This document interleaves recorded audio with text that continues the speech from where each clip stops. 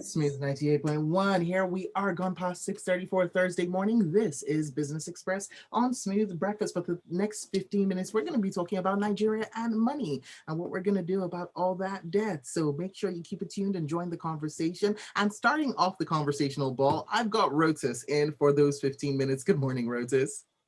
Good morning, Shopware. Good morning to all our listeners and viewers. Good to be with you all. Just one more day to go for this weekend. Such a short week, but you know what? It feels so After, long. yes, indeed. It really does. All right, so join this conversation across the platforms. You can send WhatsApp messages to 0809 440 You can take it to Twitter and tag at Smooth981 at Retanquote as well. Hashtag Business Express 981. Take your pick there. And of course, on YouTube, we'll take your comments on the live stream. So always go to youtube.com/smooth981FM Lagos to view what happens and see our faces and expressions as we go through what's going on in the world of business. All right, so Rotus, Nigeria and her debt. Yes. What's the latest update? It's debt. It's funny enough, and we had personal finance just yesterday on Smooth FM every Wednesday. 5 o'clock, where we tell people how to manage their finances, lower their debts, raise their revenues, their income, their salaries, and try to live a better life.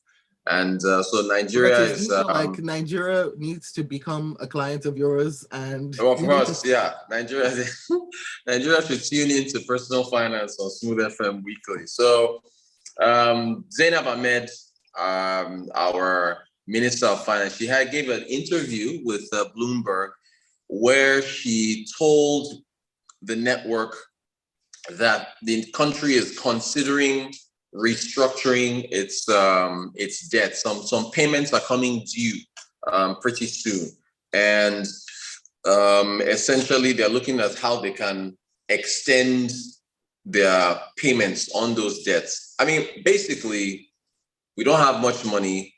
The money we owe other people is rising.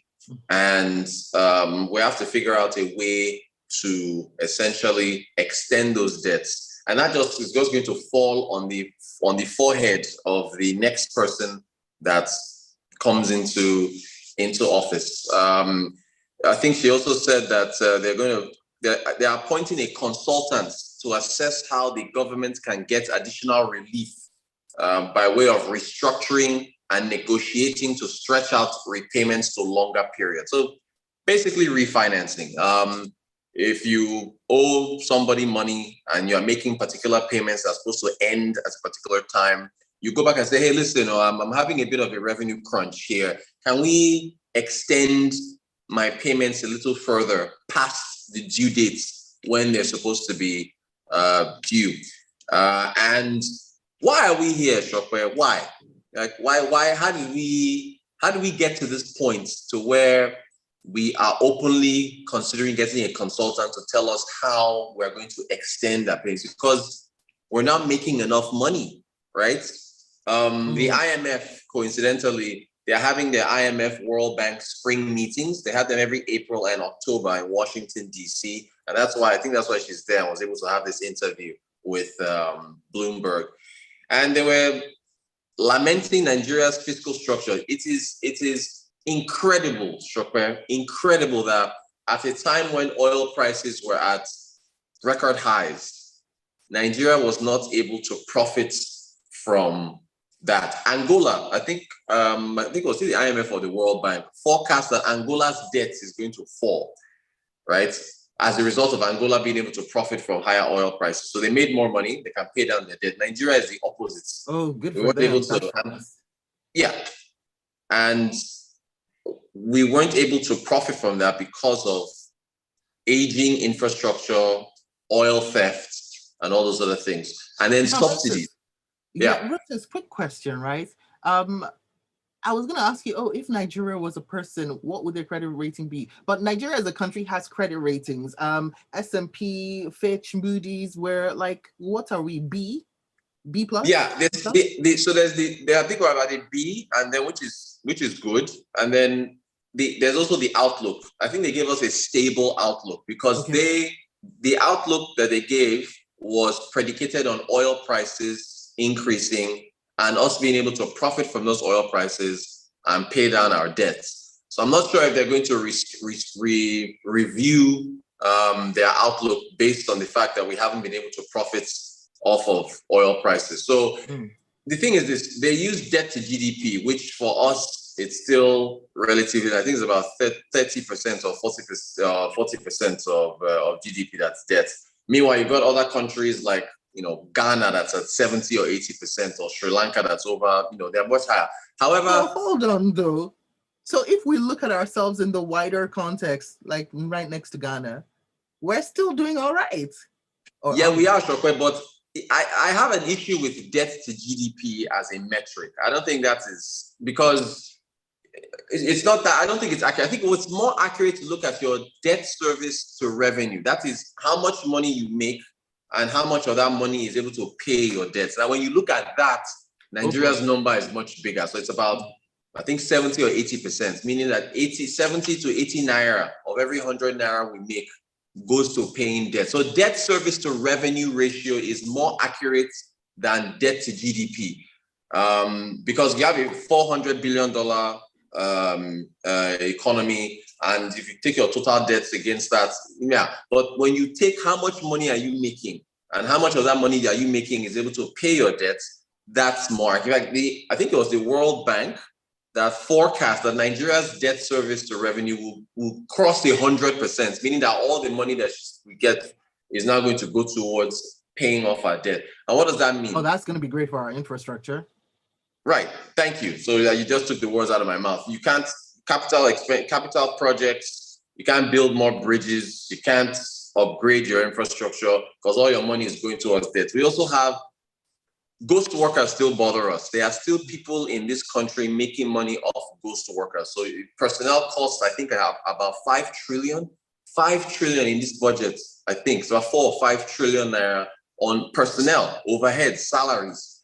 But the problem is that, Yinka, if Yinka is listening, he'll probably tell you that Yinka will say, just sack all of them, right? But it's not that easy. If you sack all of them, unemployment is going to spike. In fact, unemployment, again, remember, look, there's just so many, it's such a mess everywhere. Unemployment is So, Rotus, and I feel like this goes into your view of workers and the economy. Yinka Bolu might say, sack all of them, right? Why not if they're so inefficient? Because are we supposed to have civil service as a welfare program? Right. Strong, good point. And this is what El Rufai is doing in Kaduna, but he's facing a heavy opposition. The thing is that unemployment is already so high that if you sack all these workers and put them out of work, then where do they go? So what has been suggested is to retrain them. Yeah, you let them go, but then maybe give them a severance package and then retrain them to go and do something else. Because our unemployment is 33% as of Q4 2020. Lord knows what it is right now. It could be 37, it could be 40, 45. So if you just sack all those workers at a time when the economy is just not so strong, it's a balance. You got to pick one. If you sack them or you continue to pay high debts, I don't know. It's just a mess. And nature abhors a vacuum. Okay. Oh yeah. We've got more than enough people. If you're not doing your job well or at all, and how else are you going to get rid of ghosts? But then again, I don't think you can sack ghosts. That's their whole MO. They haunt you right till the very end. But we've got messages coming in. Andrew from Yaba says, has sent in a couple of messages. First, Zainab says we can borrow more judging by debt to GDP. Now she wants to restructure because we can't pay. Who does that? Also says the 2023 budget has a deficit of 10.7 trillion naira that we need to borrow to fill up. We're planning to borrow more while we're begging existing creditors to restructure our loans. Lenin says, we are already at 102% revenue to debt service ratio. No, that's the forecast. That's the forecast. The IMF, that's World Bank says we'll get to the 102. So that's the forecast. By when? By this year. Sorry, 2023. Okay, so just around the corner. Cool. Yeah. Ogenochukwu says, one solution, stop wasteful spending in government. For instance, Asorok's budgets 2 billion naira for feeding and refreshments. It's absolute nonsense. EA, I saw you typing, and so I was hoping you would get the next message in it, but I'll start off with this one. EA says, Rotus, if Nigeria goes for restructuring, then we have technically defaulted. Why is everything economy almost negative for this administration? The government should wake up. Jonah from Isolo. Oh, you wanted to respond? No, that's a good point. You can't really respond to that. That says it all. Jonah from Isolo says Nigeria's fiscal irresponsibility is the biggest lesson on how not to manage your finances. Nigeria's debt will continue to rise until we begin to produce and export. Oh, EA has come in with EIA rather has come in with his or her next message saying we have a lot of inefficiencies in our system driven by corruption. Our best bet is austerity measures. Zen says nation's debt burden and finances sounds like the nation is truly heading down the creek's cliff edge without a paddle. But as usual, we will continue as a people and come out at the other end. At some points, the other end doesn't, I don't know. No. This is alarming. When a government official comes out and says we want to restructure our debts, that is a bad sign. I mean, this is not good at all. And I think it was Andrew, I can't remember who sent a message saying that you are spending, your debts are high, your budget shows that you want to borrow more, and why you want to borrow more, you now want to restructure the existing debts that you don't even have enough money to pay down while wanting to borrow more for your next budget. It's alarming. It's quite alarming. All right, and Zicolo says, come on, let me get the message. All right, so there we go. How do you want inefficient leaders to sack inefficient workers? Gilbert Musa. I don't like to listen to politics, but I beg everybody, please vote next year and vote wisely. I don't care who you vote for, just everybody. I think if everybody goes out to vote and we have a large turnout, we'll get the leaders we deserve. So it's very important. Don't sit it out. All right, Gilbert Musa from Festac says on ghost workers in Nigeria, this calls for a viable and regularly updated database in Nigeria and the need for strong institutions to check the leakage of government funds. Very true. I very much agreed. But are we doing it? That's the issue. Bengakomi says, we're in a complete mess. We're just managing. Oh, that is why I don't envy the next president. I have to say, it's real interesting. Like and this is where I'm just like, politicians are brave, because when you're seeing this, if I saw trouble coming my way like this, I don't think I'll be campaigning for it. But I guess that's why I won't be the next president of Nigeria. So one thing I'll say, kudos to them for trying. It's scary stuff.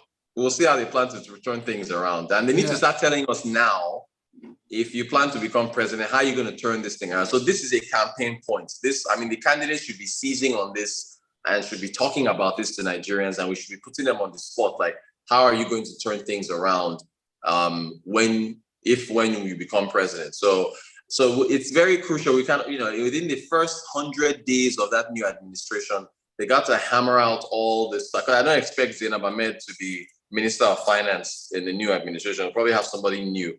A new cabinet. So, it's going to be interesting to see how they address these things as quickly as possible. William Ruto in Kenya, day one, his first address. Huh? I said day one. Yeah, he said his fuel subsidies are gone. He's removing fuel subsidies. His man just took off. Like, he just went quickly and started addressing things. So it's important to move as fast as possible. All right, and we've come to the end of the show, but you know what? Let this message be the ender. It's from Ogenochukwu, who says the next president just has to be prudent with resources. Yep. All right. Find Rotus. He's at Rotancode up on Twitter and Instagram. You can find him out in the world live tweeting and weighing in on business on TV and here on Business Express. And of course, at like 5:15 every day on Smooth Drive as well, right? Yeah. Well, Monday to Wednesday. Monday to Wednesday. Okay, there we go. Yeah. All right, Rotus.